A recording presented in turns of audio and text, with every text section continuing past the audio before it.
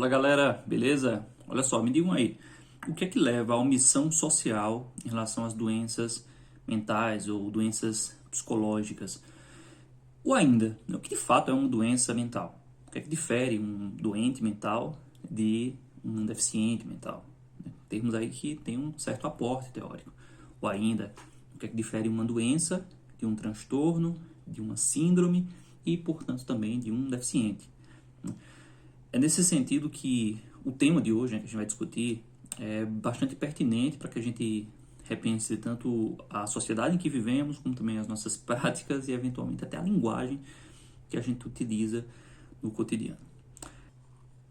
Muito bem, meu nome é Tiago, eu sou professor de Filosofia e Sociologia e eu estou vindo aqui discutir com vocês esse tema justamente porque eu defendo a tese de que a omissão social se converte em exclusão justamente por causa de uma série de pressupostos, preconceitos que levam a um ciclo que se autoalimenta negativamente nesse processo de omissão e exclusão de doentes mentais e todas essas categorias que eventualmente acabam se aproximando, mesmo em termos práticos, né, em termos de políticas públicas, dessas causas. Há um tipo de omissão que se converte em exclusão em decorrência do estigma que as pessoas sofrem com transtornos psicológicos que eventualmente carregam. E nesse sentido, gente, os problemas que nós estamos aqui evocando dentro desse tema se traduzem nos seguintes: olha só, obstáculos às pessoas com doenças mentais, oportunidades de trabalhos para pessoas que também sofrem ou enfrentam doenças mentais, as necessidades de inserção social e a eventual segregação social decorrente dessa questão, ou seja, como essas pessoas são inseridas ou são separadas da sociedade, a garantia de dignidade humana, dignidade plena para pessoas que enfrentam esses problemas, cuidados e o combate às doenças mentais, especialmente em um contexto de pandemia ou ainda pós-pandemia, né, a depender de quando você está assistindo esse vídeo. Mas a pandemia foi uma situação, foi um evento histórico, ou é um evento histórico, que demarcou aí uma explosão, uma eclosão de doenças mentais, ou pelo menos da preocupação com essas doenças que já existiam na sociedade. Sempre existiram e que agora estão se tornando cada vez mais destacáveis, dado o contexto de estímulo, né, dessa situação. Sendo assim, galera, eu vou tentar dividir esse vídeo em 3 partes. A primeira delas, buscando fazer uma diferenciaçãozinha conceitual entre doença, deficiência, síndrome e transtorno, justamente porque a minha área é a filosofia, né? A filosofia ela trabalha com um exercício conceitual. Se eu posso contribuir de alguma forma com a educação da galera que está assistindo esse vídeo, é justamente ao refinar o exercício conceitual, mostrar que os conceitos, as definições, elas têm uma importância decisiva na maneira como nós nos expressamos no nosso ambiente cotidiano, no nosso ambiente de trabalho, no nosso ambiente de estudo, na sociedade. Então, quando a gente refina o exercício conceitual, a gente demonstra mais coerência e, consequentemente, nós demonstramos ter mais ciência daquilo que falamos. Então, a primeira parte, diferenciaçãozinha entre 3 ou 4 categorias aí que podem ser contempladas na mesma linguagem, nos mesmos trabalhos, mas são coisas distintas. Ou seja, né, quando você fala de doença mental ou de um ente mental, o que é que lhe vem à mente? Vê o quê? Vê um deficiente? Vê uma pessoa que tem síndrome? É isso que precisa ser pensado.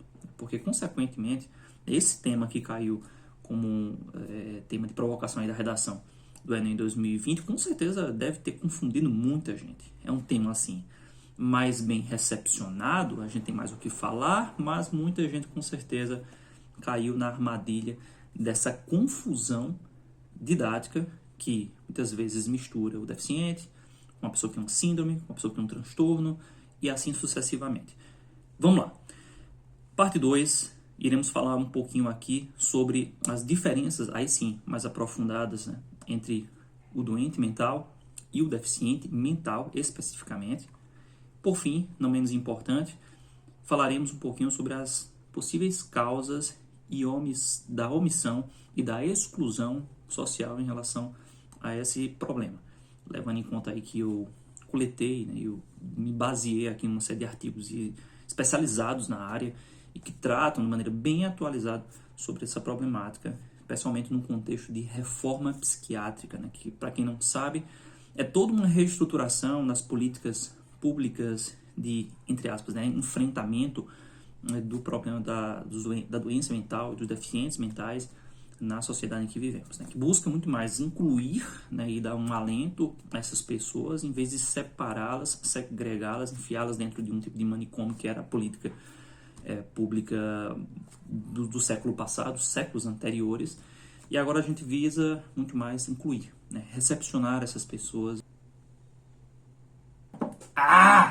Antes de qualquer coisa, precisamos alertar para a confusão existente entre a noção de deficiência mental, que, segundo o artigo 2º do Estatuto da Pessoa com Deficiência, deve ser, sim, tratada, para termos de efeito, como uma pessoa com deficiência. Então, para a galera que às vezes fica em dúvida com a questão das necessidades especiais, né, ou pessoa com deficiência, qual é o termo correto? É pessoa com deficiência, beleza? Porque tem toda aí uma questão da receptividade das necessidades especiais dessa pessoa que precisa ser reconhecida como um deficiente enquanto tal. Ela tem uma limitação, ela carrega uma limitação. Então, a pessoa certa é pessoa com deficiência, no caso, siglazinha é o PCD. E no ambiente pedagógico, no ambiente educacional, a gente fala de pessoa com necessidades especiais ou público com necessidades especiais, porque alguém que possui uma deficiência, alguém que carrega essa limitação, ela necessita sim de um aporte especial. Então existem dois termos que são recepcionados por esse debate: pessoa com necessidades especiais no ambiente pedagógico, pessoa com deficiência no ambiente jurídico como um todo, beleza?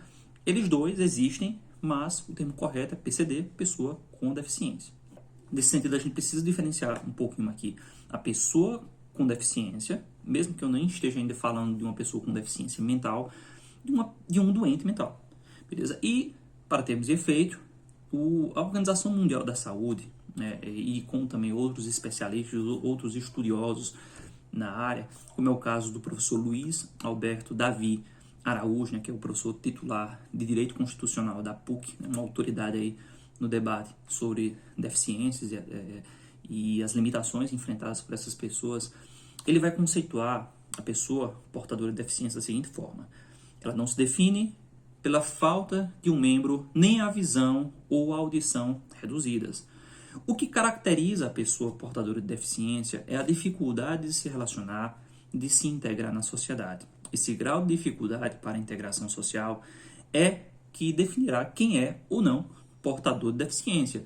A deficiência, portanto, há que ser entendida levando-se em conta a dificuldade para a integração social decorrente de uma falha sensorial ou motora, por exemplo, ou mesmo, aí sim eu estou inserindo aqui, adaptando a citação do professor, uma falha psicológica, uma limitação psicológica, como é o nosso caso, como é o caso do nosso debate.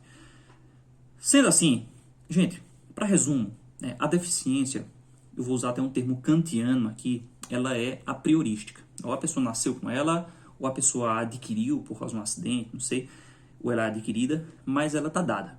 Ela é uma limitação que essa pessoa, que esse indivíduo vai ter que enfrentar a sua vida toda. E ela não pode ser curada. E, portanto, isso significa dizer que a deficiência não é doença, beleza?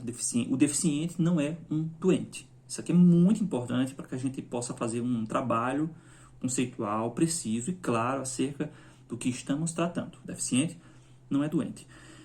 Porque a deficiência ela é priorística, ela é uma característica, no final das contas, que pode às vezes não ser positiva, não ser, óbvio que muitas vezes não é possível, na maior parte das vezes não é possível, mas que ela é enfrentada, que ela deve ser driblada, que ela tem que ser contornada pela pessoa com a deficiência, com auxílio e a ajuda de profissionais de diversas áreas, como é o caso na educação de pedagogos, profissionais de educação especial, psicólogos, às vezes, se for o caso, e assim sucessivamente.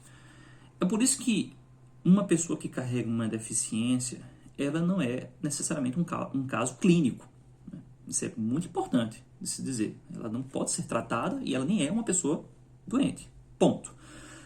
Nesse caso, se a gente for fazer um comparativo com a doença ela é a posteriori. Isso significa dizer que a doença ela eclode, ela explode dentro de uma situação de normalidade. E ela altera um ambiente de normalidade. Segundo a OMS, doença é qualquer ausência de saúde acompanhada por alterações no estado de equilíbrio de uma pessoa em relação ao meio ambiente em que está. Uma alteração súbita ou progressiva desse equilíbrio, dessa normalidade, por assim dizer. Ela tem que ter uma causa conhecida, ela tem que manifestar-se a partir de sintomas específicos que nos possibilitem dizer que isso é uma doença, né? E ela provoca determinadas alterações no organismo. Então você sabe que ela tem uma causa, ela tem certos sintomas e ela tem certos efeitos. Uma doença é isso. Se ela não tem uma causa ou sintomas específicos ou efeitos específicos que alterem o estado de normalidade de um indivíduo, ela não pode ser considerada doença para termos conceituais, por mais que depois a gente vai ver que esse debate não é tão simples. Uma doença, portanto, ela é a posteriori. O indivíduo está em estado de normalidade, a doença vem e muda esse estado de normalidade, no final das contas, causando algum tipo de mal-estar individual, causando algum tipo de dor, de sofrimento e assim sucessivamente. Sendo assim, a deficiência é a priori, a doença é a posteriori, ela é adquirida de forma repentina, a deficiência ela já é carregada, seja lá por qual motivo, ela é uma dificuldade, é uma limitação que o indivíduo vai ter que lidar ao longo do tempo. E o que é uma síndrome? Mais uma vez, citando aqui os termos da OMS, o termo síndrome tem origem em síndrome, né, palavra que significa união, e que denota justamente uma reunião de sintomas e sinais associados a mais de uma causa. E por isso, não é totalmente diagnosticável. A síndrome é essencialmente inespecífica, né, e ela é carregada dessa dúvida em relação à causa, à origem daquele fator, à origem daquela anomalia dentro do estado considerado de normalidade. Um exemplo de uma síndrome é a síndrome de Down.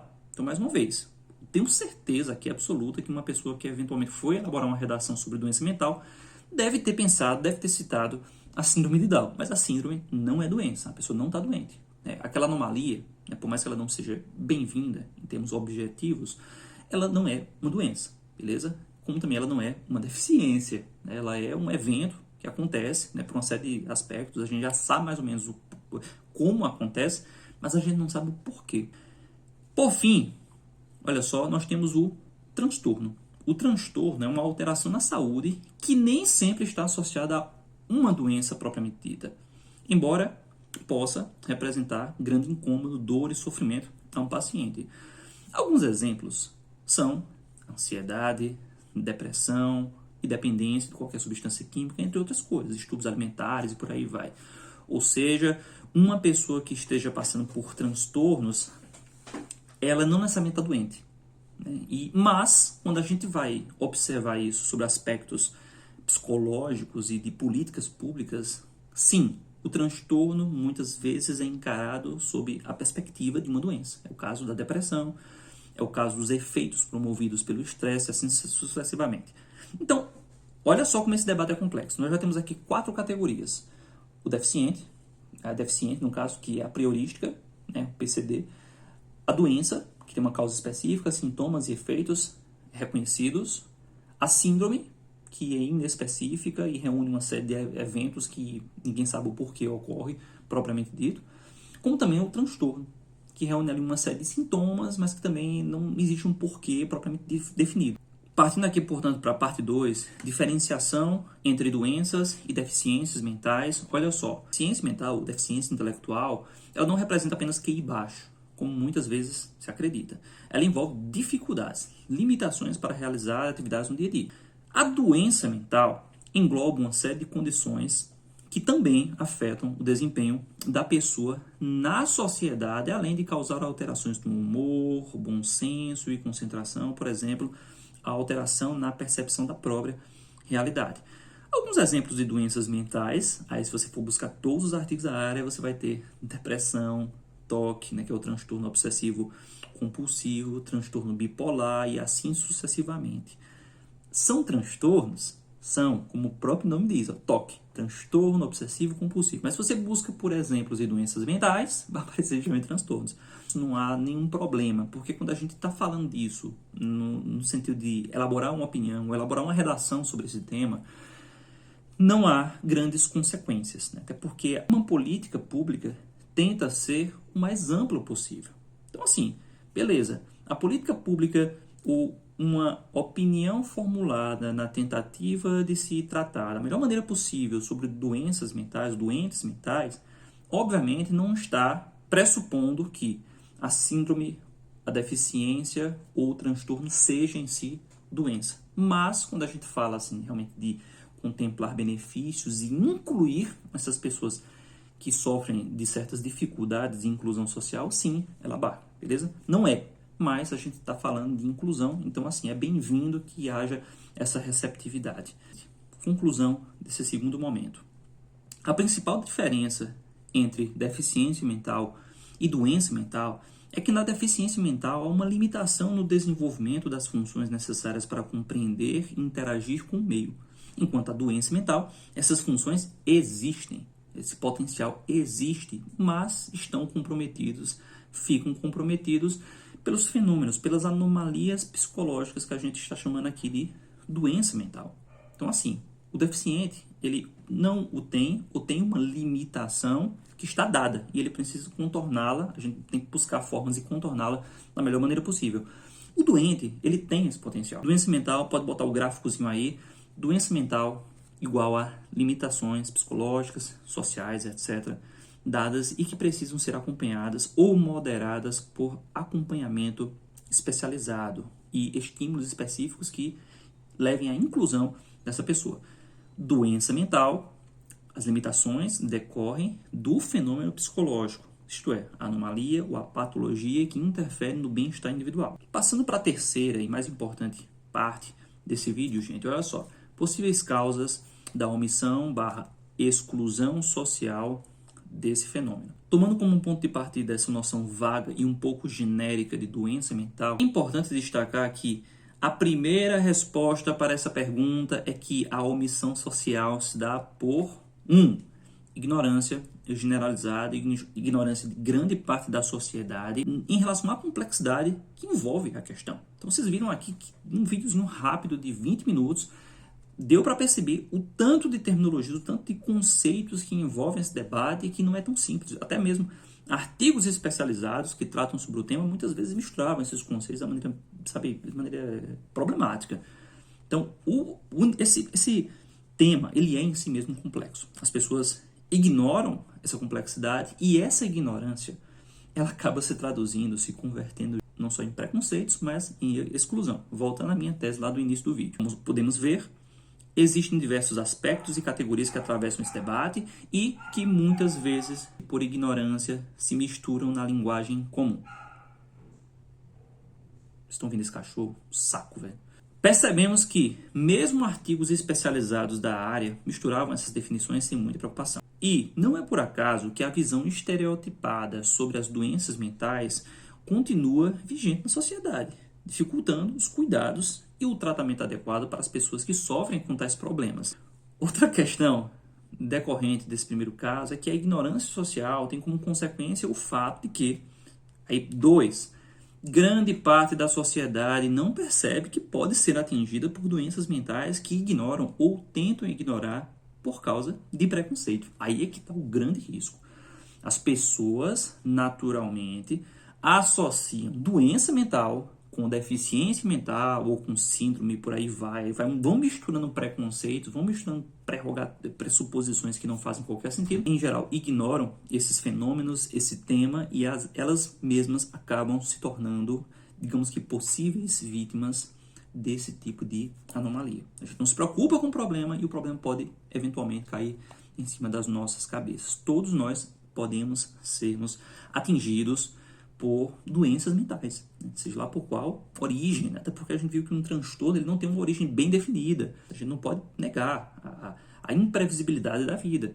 Então, nesse sentido, as pessoas tentam ignorar que essas coisas existem, misturam conceitos da maneira mais acidental e problemática possível e, muitas vezes, são levadas a não se preocupar ou tentam, né, se esquecer desses fenômenos. A consequência primária desse erro é que acabamos sendo, em geral, vítimas recorrentes de problemas do tipo. Temos uma tendência a associar preconceituosamente doenças psicológicas, né, ou seja, doenças mentais, a deficiências mentais ou a síndrome. Perceba que, mais uma vez, a ignorância e o preconceito se retroalimentam, gerando mais problemas que formam uma bola de neve. Uma bola de neve que um dia, meu amigo, vai ficar uma coisa monstruosa.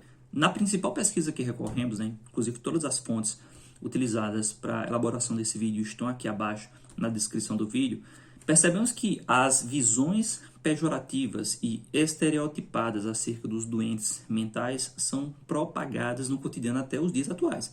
Representações que projetam essas pessoas como sendo seres sem razão e sem juízo, né? Crianças que precisariam serem cuidadas eternamente. Por último, mas não menos importante, constatamos que, aí, 3, a maioria das pessoas continua a discordar da reforma psiquiátrica por entenderem justamente que os doentes mentais não devem ou não podem conviver socialmente. Então, assim, um dos grandes benefícios de toda essa preocupação com doenças mentais, síndromes, transtornos e o ambiente psicológico de forma geral que estamos inseridos, levou a uma reforma psiquiátrica muito positiva que foi empreendida, e vale a pena destacar aqui, por um intelectual, né? Foi, digamos assim, tem nesse intelectual o seu grande precursor, e o nome dele é Michel Foucault. Foucault, ele é esse grande nome na psiquiatria, na psicologia, na filosofia e até mesmo no pós-estruturalismo, não é por acaso. Porque ele dedicou grande parte da sua obra a pesquisar e esclarecer as práticas desumanas empreendidas contra doentes, deficientes ou portadores de síndromes, ou seja, pessoas que têm dificuldades psicológicas aí há décadas. Então, Foucault dedicou grande parte da sua obra, vale a pena você dar uma olhadinha aí, saber quem é Foucault, porque ele não só é um grande filósofo, ele não só foi um grande homem, mas ele teve uma importância histórica dentro dessa reformulação das políticas públicas em prol de pessoas que sofrem com problemas de ordem psicológica. E não só, mas a própria sociedade que era levada a encarar qualquer tipo de anomalia, ou seja, qualquer tipo de distinção, de peculiaridade, como se não algo a ser suprimido e reprimido. Foucault tem essa grande importância na história. Não é um ambiente aqui para a gente discutir, mas Foucault é uma menção obrigatória nesse vídeo. Nesse sentido, gente, olha só, grande parte da sociedade ainda entende que o hospital psiquiátrico seria o lugar mais adequado para pessoas que não conseguiriam conviver socialmente, né, entre aspas, mais uma vez. E retornamos, mais uma vez, ao problema da ignorância / preconceito que está na base do tema. Em termos objetivos, a ignorância se converte em preconceito que, por fim, converte-se mais uma vez em omissão ou, nos piores casos, em exclusão. Em que sentido? Medidas restritivas que se traduzem mais uma vez em a exclusão de pessoas com deficiências mentais e, ainda assim, também nesses casos problemáticos, na irresponsabilidade com doentes mentais que precisam de cuidado e orientação adequados. Então, às vezes, a pessoa, por ignorar e por ter um monte de preconceitos contra doentes mentais, doenças mentais de forma geral, não percebe que ela mesma pode ser, em última instância, atingida por esse tipo de anomalia e tenta excluir isso da sociedade. É isso que Foucault mostrou. Falando sobre filmes e séries que tocam nesses temas. Existem muitos outros, mas aqui eu estou citando os que eu, de fato, tenho noção de causa e efeito. O primeiro deles, e digamos que mais proeminente por uma série de questões, é o Coringa, né, de 2019, com o Joaquin Phoenix interpretando o Coringa, né, que é um personagem da DC Comics, muito conhecido, mas que a sua interpretação ela trouxe muita humanidade a esse problema das doenças mentais em sociedade. Lembrando que ali você tem um cara que é um psicótico, né? Um psicótico literalmente falando, mas que sem o devido aporte social para lidar com um problema acaba realmente transformando-se em um psicopata. É basicamente isso. Temos a série aí bem conhecida também, bem legalzinha, uma série mais teen, mais leve, que é o Atypical, muita gente conhece desde 2017.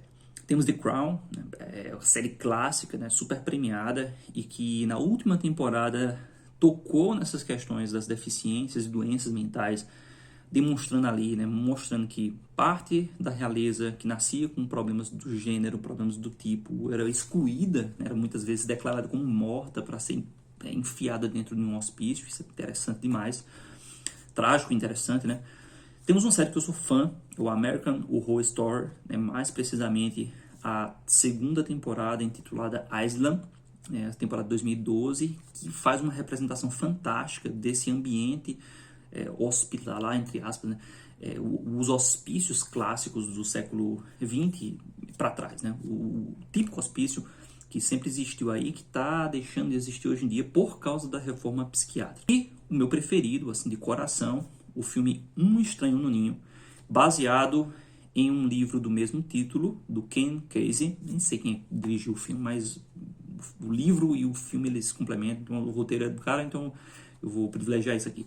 O filme de 1975, que é fantástico, assim, é sensacional, sabe, assim, um classicão, não é um filme chatão, sabe, burocrático, sabe, não é aquele filmezão europeu, é um filme massa, é um filme, assim, inclusive em muitos momentos divertido, extremamente filosófico, existencialista e Foucaultiano. Não é por acaso que ele foi, o livro e o filme foram produzidos ali nos anos 70, do período onde Foucault tinha explodido com suas pesquisas, né, tinha realmente eclodido aí como essa grande referência em prol da reforma psiquiátrica. Então tá tudo bem alinhadinho aqui. Confiram o filme, faz uma representação bem legal de como a sociedade reage diante de doenças mentais, não só doenças deficientes mentais, mas qualquer pessoa que eventualmente fuja da normalidade, né? Ou seja, essa postura da sociedade se omitir ou reprimir a doença ou deficiente mental como se ele pudesse deixar de existir. Como se fosse uma mera questão de frescura, de força de vontade. Beleza, gente? É isso, um abraço. Valeu. E valeu, Carol, que deu algumas ideias fantásticas aí pro vídeo, né? Carol Terminator. Valeu.